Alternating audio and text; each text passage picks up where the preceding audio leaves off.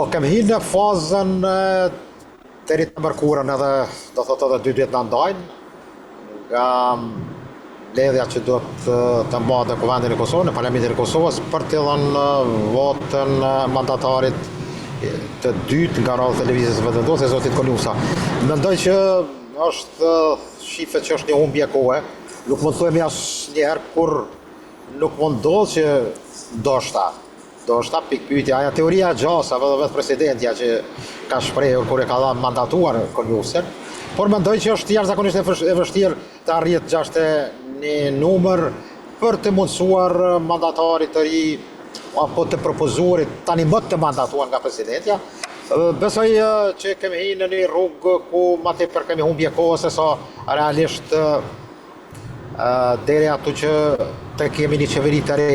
Besoj që të mërkurën mbrëmje ose mbas së lartit të ajtën do kemi nga ana presidentes dekretimin për shpërndarje të parlamentit dhe datën e zgjedhjeve të reja për dhjetor. A do jetë fundi vitit dhjetori 28 apo 21? Do shohmi, por jashtëzakonisht është problematike të thuhet për këtë moment që Konjusa do arrinte marrë atë numrin ma gjik 61. Nga se nuk ka vullnet, mund të them dhe nga gjitha forcat dhe polit politike sot në Kosovë. Ajo që unë doja të kuptoja janë dhe zhvillimet nga Partia Demokratike e Kosovës, ku kryetari Memli Karasniqi ka dhënë dorëheqjen dhe janë diskutime tani për të mbajtur dhe po them mbledhja konventa për zgjedhjen e kryetarit të ri. Nuk e di nëse mund të bëjmë një analizë të shkurtër në lidhje me këtë gjë, pse erdhi dorëheqja e Krasniqit dhe kush dhe kur mund të vendoset për kreun e ri, sidomos në një situatë kur mund të gjendemi përballë zgjedhjeve të parakohshme në dhjetor. Gënë thëmë drejten për dukeja gjetë një situatë pa leadership që nga shkurja e 2 liderëve, më të thëmë historik të Partisë Demokratike, zotit Thaqi dhe Veseli, dhe kjo me siguri shumë e dëmton PDK-n, por situata e tillë çfarë gjendet që tash më duket që në ora 16 është konvokuar takimi dhe mbledhja konventes Partisë Demokratike, do jetë më duket që çështja e kryere se kush do dhejsh PDK-n, do jetë me siguri Bedri Hamza, por të nalet e pyetja juaj, Krasniqi si një lider mund të them relativisht i ri, edhe pse ka një përvojë të madhe në Partinë Demokratike, ka qenë edhe 2 herë ministër gjatë mandatit sa ka pas qeverisjen PDK-ja, dhe marrin pastaj të mandatit për t'i pri PDK-s ka qenë një rrugtim jo i lehtë i tina. Dhe mendoj gjitha konfrontimet të brendshme dhe përçarjet të brendshme apo fraksionet brenda PDK-s kanë qenë jashtëzakonisht vështirë të menaxhohen nga zoti Krasniqi, dhe kjo me siguri ka shtyr që nuk ka mund të përballoj ma tepër. Nga se presioni më duket që brenda partisë ka qenë i madh, dhe sidomos me humbjen e Mitrovic, pastaj një lloj përçarje që ka ndodhur në bastionin e PDK-s në Drenic, në komunën e Drenasit. Gjitha këto kanë mushur kupën që me vetë dëshirë, me vullnetin e vetë të lërë venin e kryetarit e partisë dhe të jap dorëheqje, por ardhmja e PDK-s mendoj që është vështirë që të mirret apo të flitet për të si një parti e cila mundet në të ardhmen apo në zgjedhjet që do vinë në dhjetor, një konsolidim të shpejtë të PDK-s për të arritur për një rezultat më të mirë është një pikpyetje e madhe. Por mendoj që brenda PDK-s ka, mund të them, apetite për leadership. Këtë ka shprehur edhe Enver Hoxhaj, bila ai ka dhënë kritika të shumta rreth asaj që duhet spaku për një javë të prolongohet apo të shtyhet dhe të ketë një garë ferr dhe të demokratike brenda Partisë Demokratike. Por unë mendoj që në çështje kryer do ta kemi sonte Bedri Hamza në kryetar të partisë, mirë po a do jenë në gjendje zoti Hamza edhe pse njihet një njeri i cili ka disa karakteristika të një bashkëpunues, afrues, ka një urtësi jashtëzakonisht të nivelit të kënaqshëm, por a ka defekte në anën tjetër të aspektit të profilizimit të tij politik, profesional po, por atë politik mendoj që ka disa bonuse që ndoshta ja zvoglojnë, më të them, atë prestigjin për të qenë një leadership i suksesshëm. Por si do qoftë për të këja ka hyrë në një fazë kur duhet ta ketë një kryetar, por pas konventës me duket që prap do kenë situata të paknjatësive të njerëzve të cilët kanë pasur apetitin që t'jenë ata që do udhëheqin PDK-n, apo një kryesi e cila do jetë e përfaqësuar nga, mund të them, fraksione të ndryshme që nuk e besoj për momentin. Qartë, para se të hidhemi tek disa zhvillime që përfshin edhe çështje ndërkombëtare, unë dua të flasim edhe pak për dëshminë e ish generalit NATO-s Wesley Clark në Hag për protestën që zhvillohet atje, një tjetër protestë e radhës kjo, organizuar nga organizata e veteranëve të luftës UÇK-s. Çfarë mendon për dëshminë e Wesley Clark? Është patjetër njeriu që ka bombarduar Jugosllavinë, ka urdhëruar, pra po themi, ka zbatuar bombardimin e Jugosllavisë.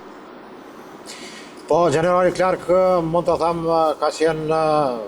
ndoshta figura kyçe e asaj që njihet në doktrinën ushtarake të komandës, dhënies së urdhrave, dhe mendoj që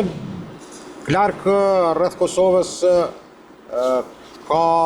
mund të them, ato meritat në të cilat ne duhet të falenderojmë çdo herë, por në rastin e dëshmisë së tij në Hag, mendoj që do jetë ai që do ta thotë të vërtetën rreth tërë asaj, rreth kontakteve që ka pas me të akuzuarit, që padrejtisht, thëmë drejtën, akuzohen sot në Hag, dhe mendoj që dëshmia e tij edhe e dy përfaqësuesve tjerë amerikan, edhe kjo fundit e Hillit, tregojnë qartas që është një lloj përgjegjësie, mund të them, edhe vetë asaj që ka ndodhur në raportet me kreun e UÇK-s, këtë rast me zotin Thaçi, dhe mendoj që ajo një bukur mirë Thaçin. Jo vetëm gjatë luftës, por edhe pas luftës, në kontaktet me Thaçin disponon informacione dhe fakte me të cilat, mund të them, e anashkalojnë ose e hedhin poshtë tërë akuzën që sot përcillet dhe është ngritur në Hag ndaj Thaçit, Veselit, Krasniqit dhe Selimit. Dhe mendoj që do jetë, mund të them, ndoshta deklarata dhe dëshmia më e besueshme, nga se është një informacion dhe një dëshmi e personit i cili faktikisht si gjatë kohët para dhe gjatë kohës së luftës ka qenë, mund të them, figura kyçe, jo vetëm në aspektin e një generali ushtarak, por mendoj që edhe në aspektin politik dhe diplomatik. Dhe mendoj që kjo dëshmi do ta forcoj dhe do ta betonizoj, mund të them, të gjitha faktet dhe argumentet që katër të akuzuarit padrejtisht në Hag janë të pafajshëm. Dhe është shumë e rëndësishme, mendoj që dëshmia e Clarkut do jetë një dëshmi e cila, mund të them, do ta fundos tërë akuzën që është ngritur ndaj katër liderëve politik dhe ushtarak të UÇK-s. Qartë, mirë, dua të zhvendosemi në disa zhvillime të tjera, po them, duke përfshirë këtu edhe Shqipërinë, edhe zotin Edi Rama, Shqipërinë e cila po armatoset me teknologji izraelite dhe si qëndron kjo tani në raport me aleancën që ka Shqipëria me Turqinë, në kontekstin e marrëdhënies midis Turqisë edhe Izraelit, që është një marrëdhënie mjaft e tensionuar, duhet thënë, a mund të shihet si një farë në thonjza tradhtie, po kjo nga ana e Erdoganit. Çfarë analize mund t'i bëjmë kësaj? Zoti Loli, mendoj që sot në Ballkan i kem dikon ja 3-4 fuqi të cilat kanë interesat e tyre gjeostrategjike në Ballkan,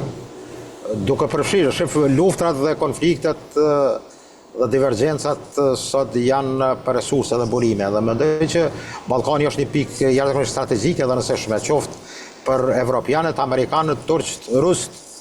por në momentin e fundit një lloj, mund të them, interesimi të shtuar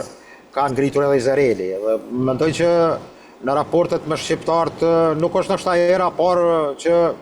mendoj që ndoshta Roma në një farë mënyre trason pak a shumë një linjë të Ahmet Zogut, i cili në momentet të caktuara ka ditur të bëj aleanca dhe të prish aleanca, por mendoj kjo në raport me Turqinë në dualitet në nivelin e rivalitetit për Ballkan është jashtëzakonisht i shprehur. Turqia më herët ka qenë, mund të them, involvuar sidomos në Shqipëri dhe Kosovë, por edhe në Bosnjë, mund të them në përgjithësi në tërë regionin e Ballkanit Perëndimor. Mirë po për shkak të, mund të them, afërsisë gjeografike, asoj historike, elementeve që kanë të bëjnë me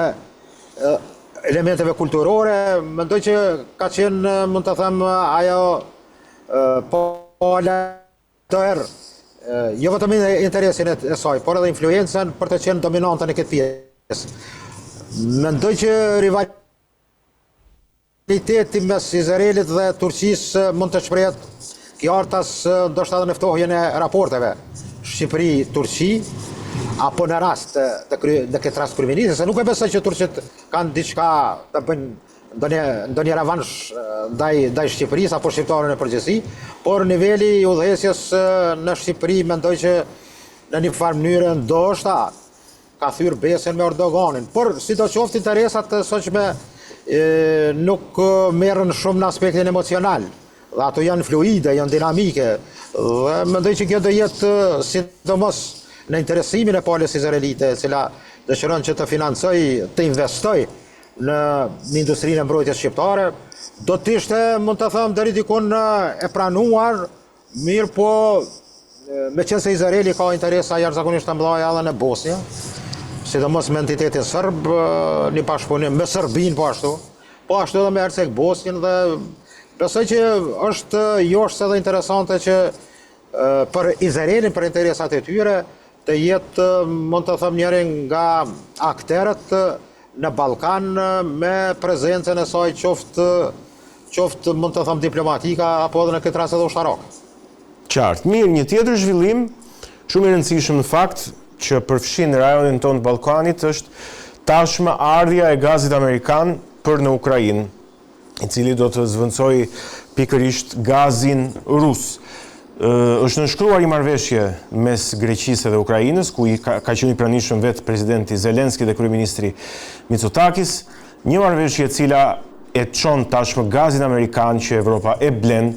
nga Greqia përmes Ballkanit në drejtim të Ukrainës. Është një lajm që ditët e fundit ka zënë një hapësirë të konsiderueshme në mediat në Shqipëri, kam përshtypjen edhe në ato në Kosovë.